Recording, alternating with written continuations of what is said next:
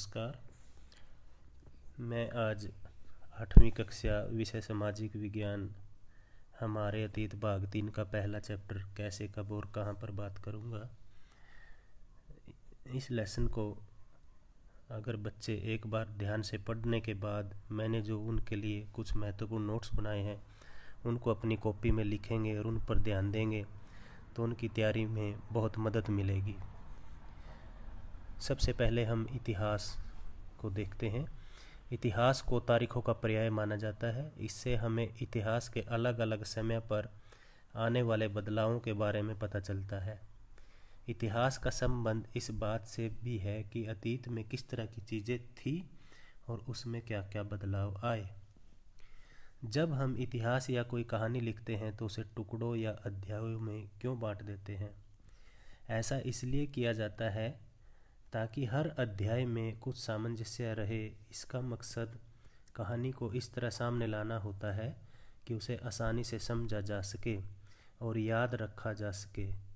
इसमें हम सिर्फ उन घटनाओं पर जोर देते हैं जो उस कहानी को पेश करने में मददगार होती हैं।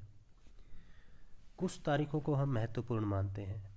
क्यों मानते हैं? कुछ तारीखों को महत्वपूर्ण मानने का पैमाना क्या होता है?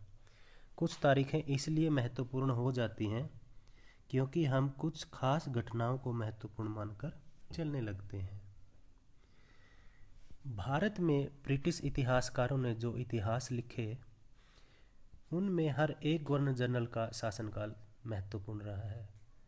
वैसे हमें ये याद रख लेना चाहिए कि प्रथम गवर्नर जनरल वारेन हेस्टिंग्स, इसको नोट कर लेना चाहिए, और आखिरी वायसराय जो भारत का था वो थे लॉर्ड माउंटबेटन। 1817 में स्कॉटलैंड के अर्थशास्त्री और राजनीतिज्ञ दार्शनिक जेम्स मिल उन्होंने एक किताब लिखी, a history of British India, British Bharat का इतिहास। एक पुस्तक लिखी उन्होंने। उन्हें लगता था कि सारे एशियाई समाज सभ्यता के मामले में यूरोप से पीछे हैं। मिल का मानना था कि अंग्रेजों की मदद के बिना हिंदुस्तान प्रगति नहीं कर सकता। मिल की राय में ब्रिटिश शासन भारत को सभ्यता की राह पर ले जा सकता था। मिल ने सुझाव दिया था कि अंग्रेजों को भारत के सारे भूभाग पर कब्जा कर लेना चाहिए ताकि भारतीय जनता को ज्ञान और सुखी जीवन प्रदान किया जा सके।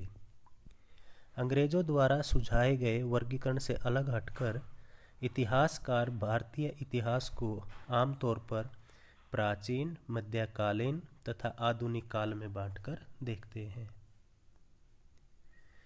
इतिहास को हम अलग अलग कालखंडों में बांटने की कोशिश क्यों करते हैं?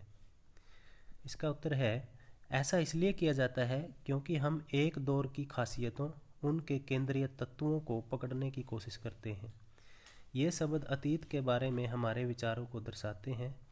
वे हमें बताते हैं कि एक अवधि से दूसरी अवधि के बीच आए बदलावों का क्या महत्व होता है। अब एक और शब्द आता है इसमें, औपनिवेशिक। क्या होता है? जब एक देश पर दूसरे देश के दबदबे से राजनीतिक, आर्थिक, सामाजिक और सांस्कृतिक बदलाव होते हैं तो इस प्रक्रिया को औपनिवेशीकरण कहा जाता है। अब बात आती है महत्वपूर्ण दस्तावेजों को बचाकर रखने के लिए क्या बनाए गए थे? अभिलेखागार बनाए गए थे और संग्रहालय जैसे संस्थान भी बनाए गए थे। तो अभिलेखागार और संग्रहालय जैसे संस्थानों का काम था महत्वपूर्ण दस्तावेजों को बचा करके रखना। और एक प्रमुख भारतीय राष्ट्रीय अभिलेखागार जो था वो 1920 के दशक में बनाया गया था। 19वीं सदी के मध्य तक छपाई तकनीकी भी फैलने लगी। इस तकनीकी के सहारे अब प्रत्येक सरकारी विभाग की कार्रवाइयों के दस्तावेजों की कई कई प्रतियां बनाई जाने लगी। इसके अलावा एक खुशनवीसी होता है। ये कौन लोग होते हैं?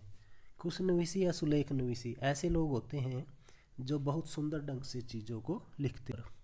तो ये था हमारे पहले पाठ के कुछ महत्वपूर्ण नोट्स। अगर बच्चे इनको अपनी कॉपी में लिखें और इन पर फोकस करेंगे तो इस पाठ की तैयारी में उनको काफ़ी मदद मिलेगी। धन्यवाद।